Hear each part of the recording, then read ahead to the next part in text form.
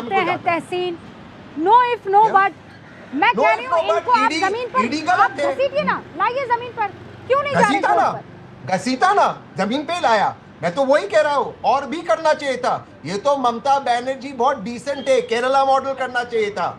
जिस दिन तहसीन मुख्यमंत्री बनेगा और इस तरह की हरकतें कोई एजेंसी की, उस दिन रूबिका जी आपके शो में देखना मुख्यमंत्री क्या करेगा। अच्छा तहसीन जी, मुख्यमंत्री बनने के पहले प्लीज तहसीन पुनावाला, आप जिस पार्टी को सबसे ज्यादा रिप्रेजेंट करते हैं वो पार्टी में प्रवक्ता तो आप बन नहीं पा रहे हैं, और आप कह रहे हैं जिस दिन तहसीन पुनावाला मुख्यमंत्री बन जाएगा तो डिसाइड कीजिए ना, फिर then choose a better party. अपनी पार्टी भी चालू करूंगा, उसमें थोड़ी बनना है। अच्छा हाँ, उसमें बनता तो आपके शो में फिर नहीं, तो आइडियोलॉजी उनकी लेकर चलेंगे अपनी पार्टी। तो आपको बॉयकॉट करते हैं। Now we are not here to discuss Tehseen Poonawalla, we will discuss Tehseen Poonawalla some other time. लेकिन शुभ्रास्ता कुछ पूछना चाहते हैं। आपने बोला तो मैंने कहा और भी स्टक होना है। तहसीन, मैंने वो बोला। मेरे इतने मतलब मेरे 15 चुनावों का अनुभव है, एक चुनाव में हारी नहीं हूँ। मैं बहुत विनम्रता से आपसे कह रही हूँ, इतना सेंसिटिव डेटा कि आपके चुनाव आपके कैंडिडेट्स कौन होंगे ये किसी भी पॉलिटिकल कंसल्टेंसी के ऑफिस में ऐसे ही फेंक करके ये डेटा पड़ा हुआ नहीं रहता है।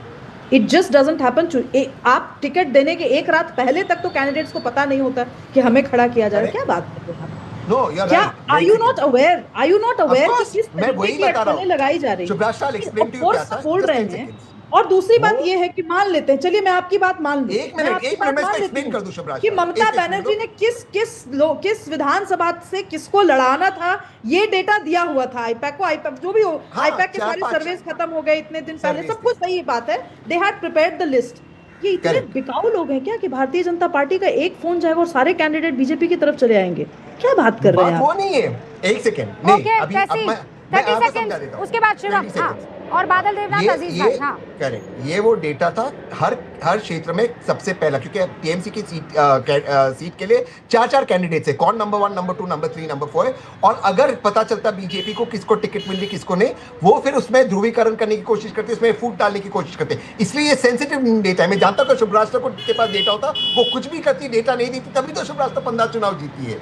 मैं जानता हूँ ये बात, ये डेटा सेंसिटिव है। तो शुभ्रास्ता इसीलिए 10 जगह पॉलिटिकल पार्टीज के साथ काम नहीं कर रही हैं, because I don't believe in intellectual ideological. वो अलग विषय है, आई एग्री विद। नहीं वो अलग नहीं, एक्चुअली मैं यही कह रही हूँ, विषय यही है। बट यहाँ पर ईडी की बात हो रही है। देखिए तहसीन, आप भी यंग हैं और मैं भी एज अ यंग कंसल्टेंट एक बात कह रही हूँ। एनफोर्समेंट डायरेक्टोरेट का है और ममता बनर्जी के बिहेवियर का है। आज जो कुछ भी दिल्ली में हो रहा था और जो कुछ भी वहां पश्चिम बंगाल में हो रहा था, इन दोनों को राजनीतिक चश्मे के अलावा कोई और चश्मा दिखता है जिससे देखा जा सकता है? ईश्वरन भंडारी।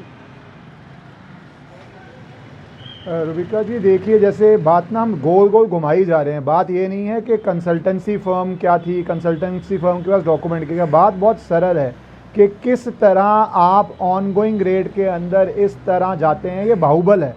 एक तरह से आप कहते हैं कि मैं रेड होने नहीं दूंगा, और ये अगर आप रेड ना होने दें तो ये हर देश में हर कानून में अपराध है। हमें ये बात पे बहुत क्लियर होना चाहिए। उसके बाद जो सवाल उठा रहे हैं तहसीन, ईडी कहाँ रेड मारती है, ईडी की पावर्स क्या हैं, ईडी क्या फेयरली काम करती है, तो 36 बारी सुप्रीम कोर्ट में जा चुके हैं ये कानून चैलेंज करते हुए, ईडी की फंक्शनिंग चैलेंज करते हुए, डाटा देते हुए ईडी किसको प्रोसिक्यूट कर रही है, डाटा देते हुए कितनी कन्विक्शंस हुई हैं, आपको पता है कितनी चार्जशीट डली हैं।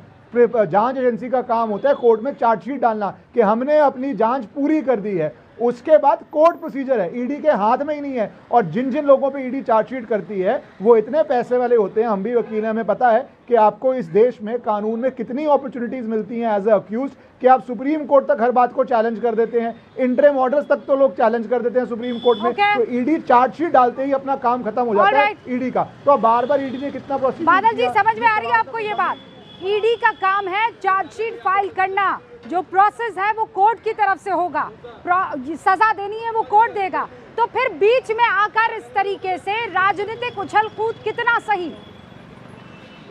मैडम मैं 1 मिनट समय मांगूंगा, मुझे टोकिए मौत। सबसे बड़ा बात है ये वकील है, इनको पता नहीं है ईडी हो सीबीआई हो कोई भी संस्था कोई भी प्रोसेस में अचानक रेड नहीं कर सकता। इसके लिए वो कोर्ट का परमिशन लेना पड़ता है, हाईकोर्ट का या मुख्यमंत्री या राज्यपाल का परमिशन। किसी के पास कोई पता नहीं है। एक वो जो आप आईपैक कर रहे हैं वो मैं बोल रहा हूँ वो कोई कंपनी नहीं है, कोई कुछ सामान बनाता नहीं है। उसका काम है पूरा 294 बंगाल छोटा सा स्टेट नहीं है, 10.5 करोड़ लोगों का स्टेट है और इसमें 294 विधानसभा 42 लोकसभा सीट है और ऐसे टिकट नहीं होता है। एक एक आदमी को पूछ के जान के तब को विधानसभा का टिकट मिलता है। बंगाल में जो राजनीति, बंगाली लोगों को जो राजनीति खून में रहता है और ऐसे कोई भी व्यक्ति अचानक टिकट नहीं मिलता तृणमूल कांग्रेस में।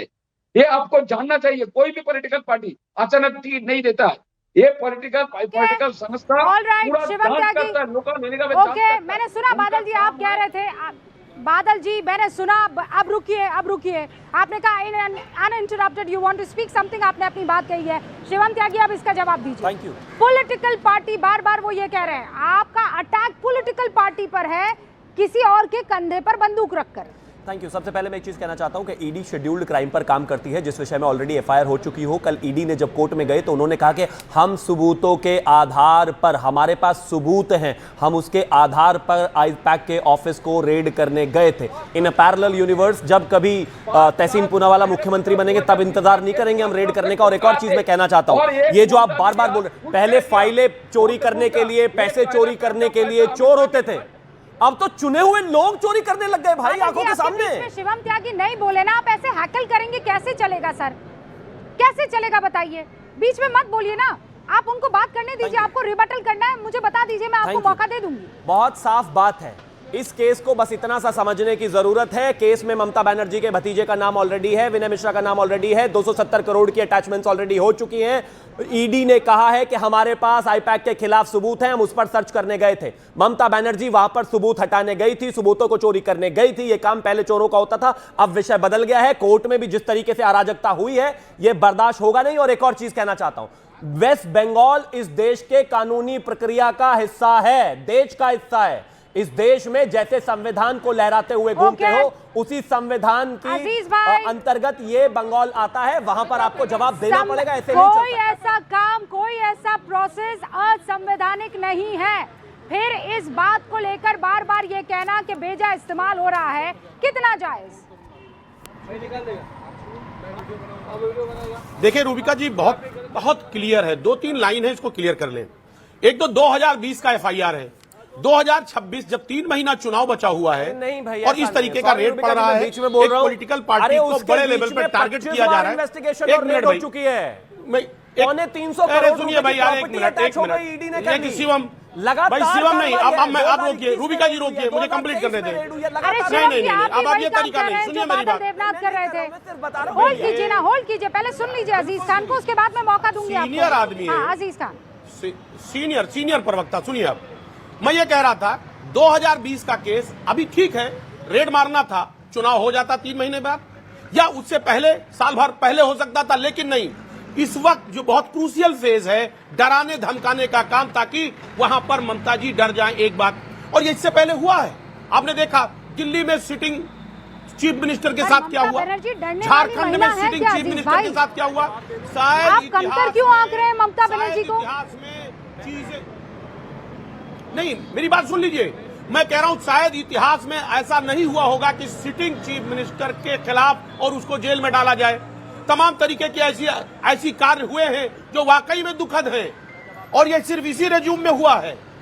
आप देखिए ना, इसी रेज्यूम में हुआ है पिछले 10 साल में, इससे पहले कभी नहीं हुआ है। आपने दिल्ली में देखा क्या हुआ सिटिंग चीफ मिनिस्टर के साथ, झारखंड में देखा क्या हुआ। नहीं, आप अरे सर गजब कर रहे हैं, आप भूल गए, अरे वो पिछला रिजीम भूल गए जब मुख्यमंत्री को थाने में 9-9 घंटे बिठाया गया था। बस याद दिला रही हूँ, प्रोसेस इज अ प्रोसेस तो सबको फॉलो करना पड़ेगा। शिवम त्यागी जल्दी से जवाब दीजिए। मैं बस वही कहना चाहता था जो रूबिका जी आपने बोला, बहुत सीधी बात है। इस देश में कोई भी मुख्यमंत्री है उसको सिर्फ इसलिए छोड़ दिया जाए, नहीं हो सकता। इस देश में कोई किसी पार्टी का अध्यक्ष है, कोई कंपनी जो है मुख्यमंत्री की पार्टी के लिए काम करती है, उनके लिए चुनावी स्ट्रैटेजी बनाती है। अभी 2 महीने बाद चुनाव है, अभी मत करो, बाद में करो। इस देश में हर 2 महीने में चुनाव होते हैं, ऐसे ही छोड़े घूमते रहेंगे क्या? जो भ्रष्टाचारी है वो भ्रष्टाचार में इन्वेस्टिगेट होगा, और अगर आप सही हैं, ईमानदार हैं, तो ट्रायल फेस कीजिए। इस देश के बड़े बड़े नेताओं से लेकर और आज तक तमाम जितने भी नेता हैं, सबने ट्रायल फेस किया है। इतना डर किस बात का है? और फाइल लेकर भाग रहे हैं, इससे छुछली हरकत क्या ही हो सकती है? फाइल लेके भागने की क्या जरूरत है भाई? अगर आप ईमानदार ही हैं, और सुनिए, अभी कैंडिडेट्स के आपने क्या सर्वे किए होंगे ना, सर्वे में डिसाइड हो गया कि एक ही कैंडिडेट फाइनल होना है, उसी को टिकट मिल जाएगी और वही जीत जाएगा। कैसी बातें करो, किसको बेवकूफ बना रहे हो भाई? कुछ नहीं है, चोरी पकड़ी गई है, भ्रष्टाचार पकड़ा गया है, सड़क से लेके ऑफिस से लेके कोर्ट तक सबको रैंसम पर लाया जा रहा है, अराजकता फैलाई जा रही है, राज्य सरकार में है, बंगाल के लोगों का हक खाया जा रहा है, पैसा खाया जा रहा है। इंटिमिडेशन टैक्टिक्स से जिसको चक्की पिसाने वाले थे ईडी के माध्यम से भाजपा में लिए, जिसके आरोप लगाए लुइस बर्जर स्कैम में उनको मुख्यमंत्री बनाए। ईडी मनी लॉन्ड्रिंग पकड़ने का काम नहीं, बीजेपी के लिए लॉन्ड्री सर्विसेज का काम करती है। ममता बनर्जी ने सही किया, और भी कठिन होना चाहिए, और कोर्ट में जाना सबका संवैधानिक अधिकार है। मैं सिर्फ एक बात कहती हूं, आप लोग इस बात को नहीं समझते हैं। आप लोग, कोर्ट के दरवाजे आपके लिए हमेशा खुले हैं, आप कोर्ट जाइए, और मैं कह रही हूँ एक्सपोज कीजिए क्यों ऐसा है कि कोर्ट कभी भी इस प्रोसीजर को या इस तरह की कार्रवाई को वो सिरे से खारिज नहीं कर रहा है। क्या वजह है, और क्यों उसी जगह भाई, कहाँ जाकर आप कुछ रेड डालेंगे जहां पर आपके पास किसी तरह का कोई स्ट्रॉन्ग टिप ऑफ होगा? होने दीजिए प्रोसेस, सब दूध का दूध पानी का पानी हो जाएगा। बहुत बहुत शुक्रिया फिलहाल हमारे साथ जुड़ने के लिए, मुझे दीजिए इजाजत। आप देखते रहिए न्यूज़ 18 इंडिया।